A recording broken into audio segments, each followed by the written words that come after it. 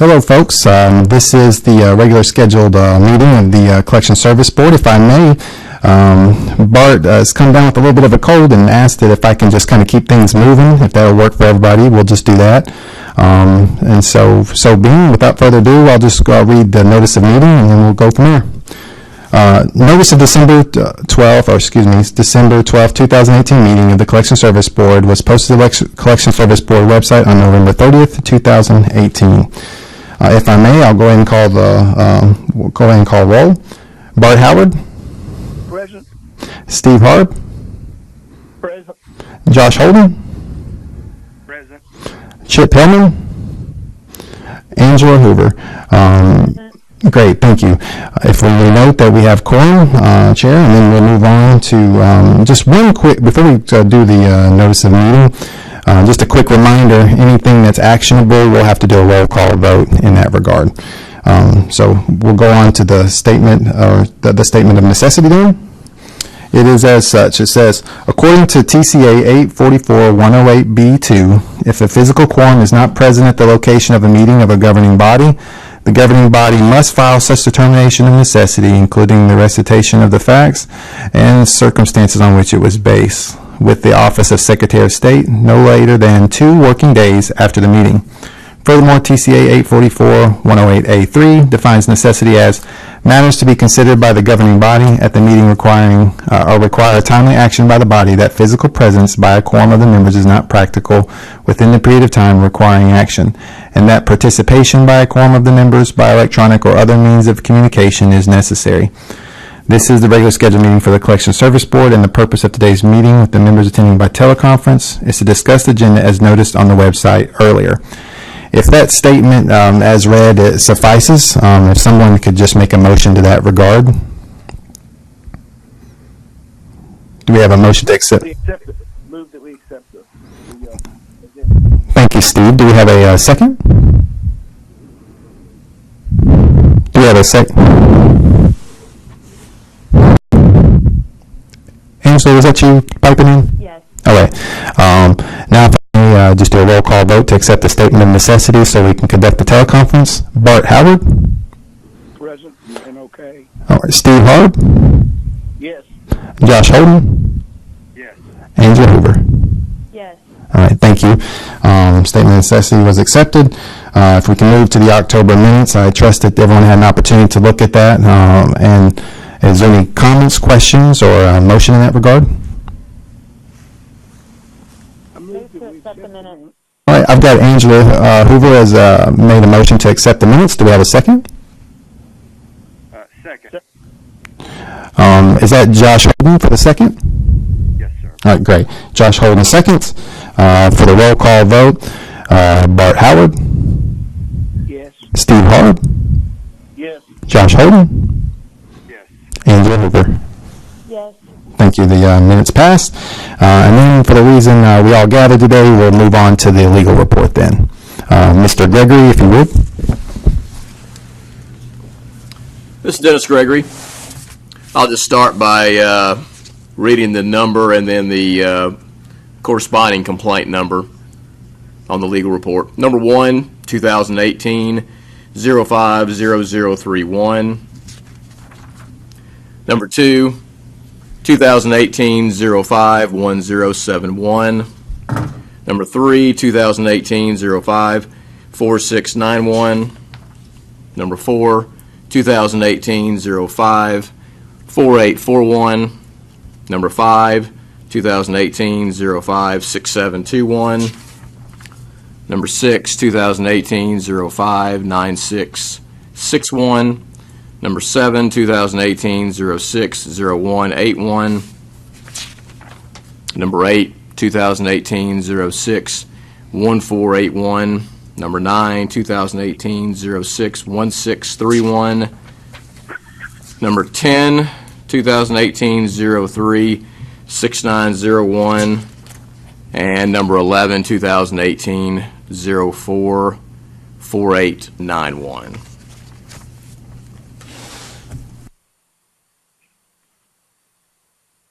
Those are all, with the exception of the last two, the 1 through 9 were new complaints, and number 10 and 11 were represents.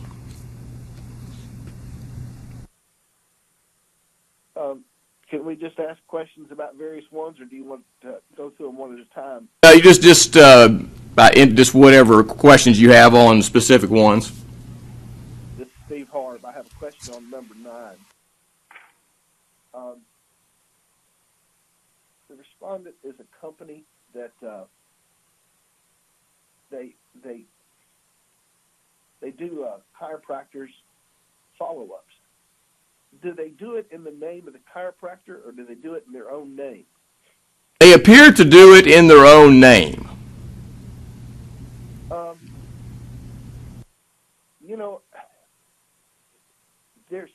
I can't imagine that they follow up on claims and don't ask for payment from somebody. I mean, they ask for payment from the insurance companies, but they wouldn't probably get payment from the individual. The insurance company would do that. Somehow it just strikes me that I'm not looking to cause them a problem. It just doesn't make sense that they're a third-party company that follows up on claims and reaches out to people but doesn't ask them to pay a bill. I tend to agree. Those were some of the questions same questions I had, and of course, bear in mind the complaint arose likely from the attorney representing the complainant. They likely suggested they file a complaint about the medical lien. I don't really have any heartburn about the medical lien per se, but just what else are they doing right now? I guess we really don't know, which is one reason in my recommendation I kind of gave the board some the option of, well, we could potentially take a look at this, have an investigator go out, or just call the individual themselves. That's something that either myself or one of our staff could do. Get some more information. This is Bart Howard. I apologize for my voice. Explain to me what a medical lien is. Well, medical lien is if a doctor believes, even if the account is not delinquent, if the doctor just wants to be on the safe side and make sure that they get their money after the injured party resolves their lawsuit, or even before they resolve their lawsuit, they just file. Usually it's done through an attorney, although in this case it's done by this third party. They just file this document with the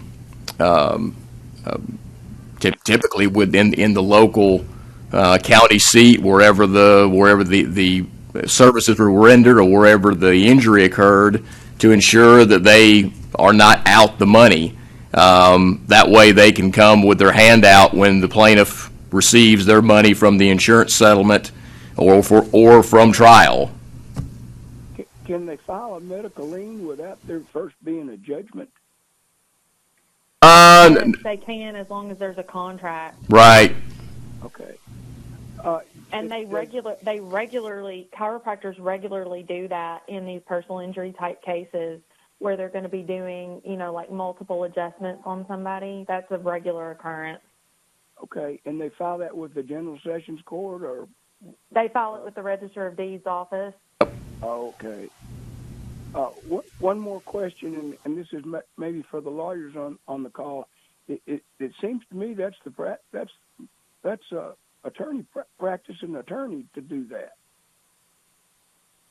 Anybody can file a lien. You can do it yourself. Somebody else can do it for you. For someone else, I can file for someone else without being a lawyer. Yes. Okay. I don't know that it's. Go ahead. It's not a good idea, but yeah, you can do it. I don't think anyone has determined that to be the practice of law. So yeah, that's kind of where I come down on that too. Okay. This is Steve Harb. It would seem to me that if somebody files a lien, they're attempting to collect the debt. And if they're attempting to collect the debt and they're not the originator, they're a third party who's collecting on behalf of the originator, doing it in their own name. If they did it in the name of the chiropractor and called in the name of the chiropractor, it would be like early out with hospitals, where agencies dial for dollars, but they call and say, "Hi, we're the hospital," and they don't act. They act as first party, kind of like loan staff. But if these guys are acting not as loan staff, not in the name of the chiropractor, if they give their own name and they file a lien, how is that different than a notice or a letter saying you need to pay me, which is attempting to collect the debt? I think they're a debt collection agency if they send out any notices or make any phone calls with a name other than the original provider. Guys, this is Josh. I'm inclined to agree with you. I think whether they want to acknowledge it or not, it's a different thing, but it sounds like they're treading awfully close to collecting a debt, number one. And then number two, I think there's fact issues there, and what Angela was talking about. I know in the hospital lien context, there's a fact issue about whether or not the hospital has received insurance proceeds. I think there's some cases on that out there somewhere. It's not really in my wheelhouse, but if you agree to accept insurance proceeds, then you can't turn around. You may be stopped from enforcing your medical lien. Just depends on how that works out. I don't know the answer to that here. That's a whole separate issue. But it does sound like they're coming really close to collecting a debt, probably too close. Well, if they're asking for money in any way, shape, or form on behalf of a first party and they're a third party, they're attempting to collect the debt. I mean, Great. If I file a lien, how have I not given someone notice that a debt is owed and I'm doing on behalf of someone else? Sounds like a collection agency. If it walks like a duck. Yeah. Your thing of getting more information, because it is so on the line, it might be interesting to gain more information, but based on what we've said and what we understand from the information we have, I'd be hard-pressed not to say these folks are acting without a license. Now, I wouldn't want to come down on them hard because it is so close to the line. But what does anybody else think? How do you all feel about getting more information and try to define if they're an agency and just let them apply for a license? I think we ought to send them a consent order and a $250 fine for practicing without a license. And let's see what their argument is. Well, that's an interesting point. I have a different opinion on this. I don't think that filing a lien is trying to collect the debt, but I understand where y'all do. But I do this kind of thing sometimes in my practice, so I get that. I think we should either get more information or send them a letter of warning that we feel like they're really close to the line here, and if they cross it, there's going to be a price to pay in the future. You're an attorney. You don't have to have a license to collect a debt. I know I don't have to have a license, but I don't feel like filing a lien is collection. Okay. Let me ask you this. This is a perfect case. In your mind, when you file that lien, do you have any expectation of receiving proceeds at some time in the future? Sometimes not. Well, if you think you might get money because you filed a lien, you're attempting to collect debt, in my simple mind. Okay. I mean, what do you think? Is that a bad view of it? Please criticize. No, I don't think it's a bad view. In my mind, I just have a different perspective on it because, I mean, I feel like unless the person is getting some, is selling a piece of property or they've got some major amount of money in a bank account or we know they're going to get some kind of monster tax refund or something like that, unless they've already got something that you can go and collect, after you file the lien, then you send the lien, and collect on the bank account, or you collect the tax refund, or you collect, on the sale of the real property when that happens. It's the acts after the filing of the lien that actually get the funds. So that's why I feel that way. But I totally understand where you guys are coming from. In our case, when they file the lien, did they notify the insurance company that the claim's been filed with, that the lien's been filed? Well, it depends. if they notify, what they do is they notify the lawyer. If there's a lawsuit that's been filed already at the time they file the lien, then they notify the lawyer of the lien. And then the plaintiff's lawyer, has a duty under the statute to satisfy all the liens, or a percentage of the liens with the proceeds from the settlement.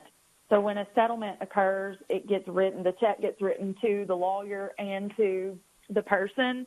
We put it in our trust account, let it pass through our trust account to make sure the check is good, and then we pay out all the liens, and then we give our client their check last. Well, based on that explanation, when you file a medical lien, you're pretty sure that there's an insurance company, and you're pretty sure an accident happened. It's not like it may or may not occur. You may or may not sell the property. It sounds more and more. This sounds like they're attempting to collect the debt, and I mean, sometime in the process of filing this lien or before filing the lien, there's going to be some communication with the debtor. Assuming the debtor does not have a lawyer or even does have a lawyer, there's going to be some communication from this debt collector as to pay this money prior to filing a lien. It seems, or even Mark, I think that's filed. a good point, and I'd kind of like to know what the language of the lien is. Does that tip its hand? Is a copy sent to the debtor? yeah, that's big. They're supposed to give notice. There you go. Well, I think when they give notice, and they give notice in any other name than the debt collector or than the original creditor, then they're acting as a collection agent. Yeah, I'd agree with that. So, how do These you all things want we to go should about? follow up on and get more information on before, or Well, we should verify what we're thinking. How they file the lien. In our new definition of debt, it doesn't have to be old debt. It's just debt. And I guess there'd be a question: is there a debt that's owed to the company just because the insurance claim may not come through? Yeah, there's a debt. Never mind. I was going too far astray. I think we ought to just reach out and get more information. Or, Bart, your position of send them a $250 fine, cease and desist, and see how they come back to us. Maybe that's a little harsh to come at them with, because I don't think they realize they're attempting to collect a debt in Tennessee. I think they're doing consulting work, but their consulting work is attempting to collect a debt. So I would think they need to be licensed. How do y'all feel about it? I don't think I don't think it's right for our board to throw a rock and see what happens. But on the other hand, I believe there's enough information that we have to call them a debt collector. If the rest of the board doesn't agree that they are acting as a debt collector, then a letter of warning or something else more than just our consent order should be appropriate. But if we as a board agree that they're acting as a debt collector, I think we ought to throw a rock. Okay, let me raise another issue along these lines, just to kind of think of it a different way. A lot of mortgages go out there, and banks do the mortgage, and they send them to a maintenance company or servicing company. The servicing company collects the money, sends letters under the name of the servicing company on behalf of the bank. They haven't sold it, because if they sold it, they'd have to do it. It's kind of the same thing, but I've never seen. We all know about servicing companies. We all know banks attempt to collect debt. They buy debt, and they attempt to collect another person's debt, but they don't have to get a license. How is this different than a servicing company doing it? And does that mean servicing companies should be licensed as debt collectors? Well, I don't know if the fact that it's delinquent or not delinquent would make any difference or not, but I don't think servicing, and it may be specifically exempted, but I don't think a mortgage servicing company qualifies as a debt collector.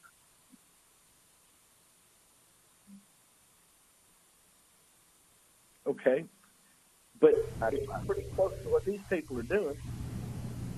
If they act in their own name and they're collecting debt on behalf of another person, mortgage is a debt. How is it different than these guys? I mean, I'm not trying to defend them. I'm just trying to understand it and know where our line is. Would we want to write a letter to this respondent and ask them to give us more information about their business model and try to determine their debt collector or not debt collector status? I'd read some of the other two to pipe in. What do you guys think? Your attorneys. I'd rather write a letter than send them a fine immediately. Or I'd rather write a letter, send an investigator or something. Yeah, this is Dennis Gregory. We normally, with all our other regulatory boards, we send out an investigator that we give them directly. Many times the questions that we want them to ask of the licensee or of in this case, the unlicensed person, and that's usually how we go about gleaning any information from anybody. So certainly that's one option. The other, of course, is like you said, we could send a letter of warning, but of course that may or may not result in a phone call to me saying, hey, here's what we actually do. They might just take the letter of warning and that's it. Yeah. I agree. Go ahead. Dennis, this is Josh. I mean, I won't speak for anybody else, but there are three things I'd like to know. I'd like to know more about their business model. I'd like to know what correspondence they've sent to the debtor, if any. And I'd like to know what the language of the lien is, obviously redacted to remove, sensitive information and the identities of the parties. But those are at least three things I'd like to see. If it turns out that they've got a really robust practice where they're sending things that we would probably regard as demand letters to debtors and things like that, then absolutely I think we would then look at going down the pathway that Bart is talking about and maybe even with a bigger fine. But I think I'd like to have more info first. I believe that the lien actually is in the name of the chiropractor, although it's prepared by this respondent. But I think I'm 90% sure without going back to the file and looking. But yeah, on the other two questions, regarding this entity, it's a little bit blank right now. What is their business model and what other correspondence do they send to these people? Yeah, I'd like getting more information before we hit them with a fine. No, that's one way to get their attention, but in this case, I don't think they're being deceptive. I think they may fall under our rules, so let's get more information. Okay. I agree with Josh's three questions, and I think that would give us enough information to either know that they are or are not an agency. I agree too. All right, that's what we'll do on that one. Let's see. On number 11. Yeah, I have a question on number 11 too. Well, you go with yours first. I'm trying to remember what I wrote here. When did they provide a response to the complaint? They finally responded. I got a phone call from their in-house counsel. This was, let's see, we did this in October. It was within 30 days of them getting the consent order. Okay, my question is what desk did they not send it to the correct desk? Are they claiming clerical error for not responding? Well, it's the same, I think, explanation we get from a lot of these collection agencies, particularly the ones that are well, this is of course in-state, is that the address that we're given by the complainant many times is just the folks that are looking to collect the money. It's not someone who would respond to a consent order or respond to a complaint that had been lodged with the respective board. And I guess one way of looking at that is well, you need to sort of set up your business where that you do have those folks, the right folks, getting the that kind of correspondence. So I can see both sides of this one. So they went from August until sometime after October and didn't bother to respond. That burns me up. I mean, people need to get their stuff together with their business and get it to their lawyer immediately. I mean, if I've got something coming in from the Board of Professional Responsibility, you can bet I am replying to that immediately. I don't understand why these people don't care enough about their license to respond. Hear, hear. I'll third that. So what action should we take?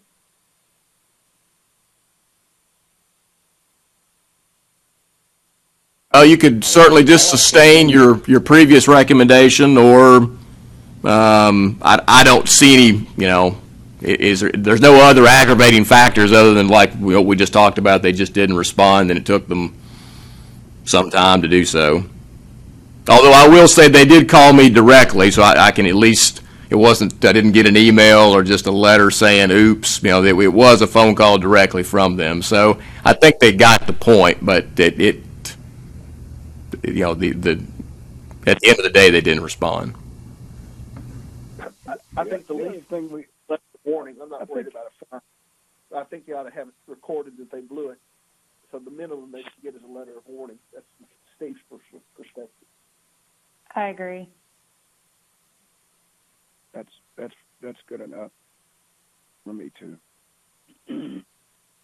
Yeah, that would log it in. That would log it into the system that they kind of blew it, but they didn't blow it so bad that we need to fine them based on the responses.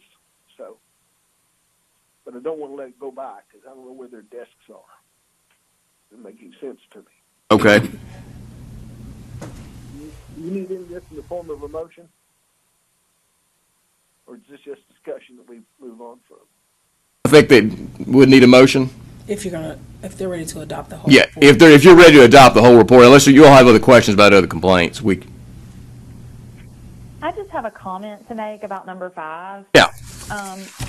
Did the respondent, actually I have a question. Did the respondent not respond to the screenshots of this phone number and say that's not our phone number or that is our phone number, or did they just not acknowledge the phone number? They didn't acknowledge the number, whether or not that, oh yeah, that's one of our numbers, one of our outgoing numbers. They just, came back and said that based on our research that they could only find a single call placed to the complainant. Now, I don't know whether or not that this may be getting into more a technology issue, that it is the one number, but maybe that called her number or the complainant's number repeatedly.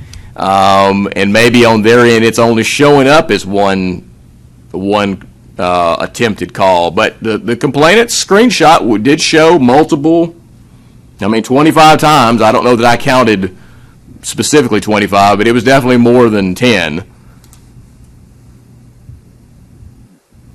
Okay.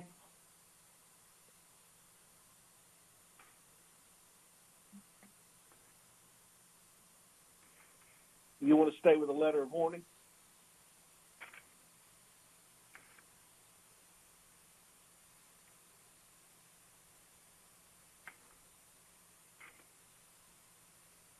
Ms. Hoover, did you want to stay with the letter of warning?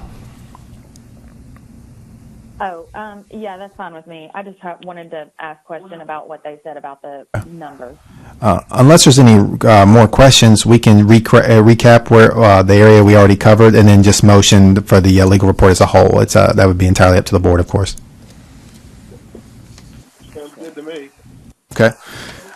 Do we have any more questions then, as far as any of the others? We need to revisit number 10. Did we talk about number 10? We have not.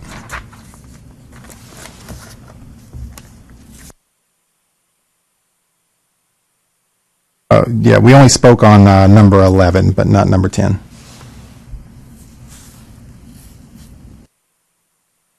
Number 10 is much the same as number 11. Now, in terms of how quickly, let me just see if I got anything here in my notes that will sort of revive my memory on this one a little bit more.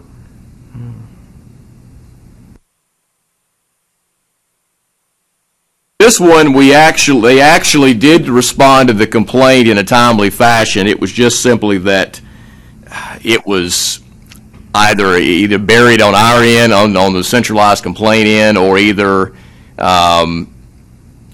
it was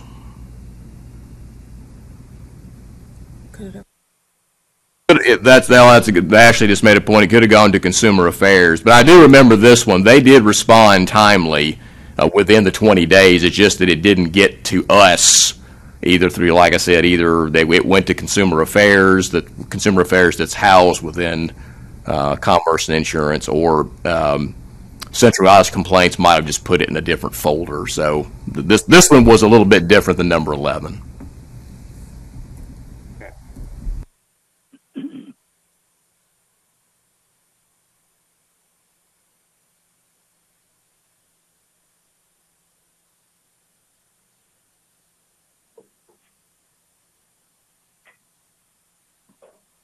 Any more comments or questions? I'd make a motion that we approve the legal report as discussed and revised. All right. Well, then let me go through the comments then as a recap to see if that summarizes what was discussed. Number 5 was after discussion, the determination for that one was to remain a letter of warning. Number 9. That was after discussion in regards to that one. It was determined that we needed more information based on the 3 questions that Mr. Holden posed. And then on number 10, there was no further recommendations. Number 11, that will become a letter of warning. If that is accurately reflects what the board has decided in summary, if we can get a motion to accept the legal report as a whole, we'll entertain that. So moved. Angela Hoover gives us a motion. Do we have a second? Second. Was that Mr. Holden for a second? Yes, sir. All right, great. Josh Holden seconds. Now for the roll call, please. Bart Howard. Yes. Steve Harb. Yes. Josh Holden. Yes. Angela Hoover. Yes. All right, that concludes what we had on the agenda. Unless there's any other comments or matters for further discussion, our next meeting will not be until the turn of the year. Is that date February 13th? It is, yes, sir. All right. Any other questions? All right. Well, then, if I can entertain a motion for adjournment. So moved. Angela Hoover moves. Do we have a second? Steve Harb seconds. Mr. Harb seconds. For roll call, Bart Howard. Yes. Mr. Harb. Yes. Mr. Holden. Yes. Miss Hoover. Miss Hoover? Oh, yes. Thank you so much. Thank you for taking time out of your busy schedules to conference in with us today. And Merry Christmas to all of you. I look forward to working with you beginning of next year.